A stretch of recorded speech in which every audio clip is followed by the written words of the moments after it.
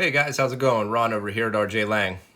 Wanted to give you another tutorial today on the E95 and how to use the hotbar and also manual temperature range.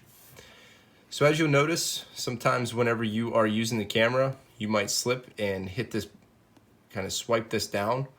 I get calls all the time on how to get this screen off. You simply swipe it back up. But as you'll notice, whenever you get into this screen, you can tell what your battery life is, your storage. You can turn your Wi-Fi, Bluetooth. So with the Wi-Fi, you can use our FLIR Tools app. It's a free download on the App Store.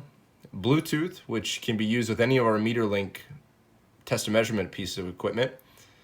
The lamp, which we always need because we're always found in dark places using these cameras. So the lamp, so you have your work lights, and then screen rotation. So if you are taking the camera and turning it left and right and getting it horizontal, you can turn that rotation on and off.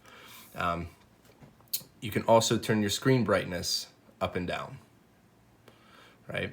So I have mine the whole way down. I am indoors today. But to get that off, like I said, you just swipe up. So that's your hotbar. And then into the manual temperature range. So to get into manual temperature range, you will go over here. Temperature scale, it's in auto right now.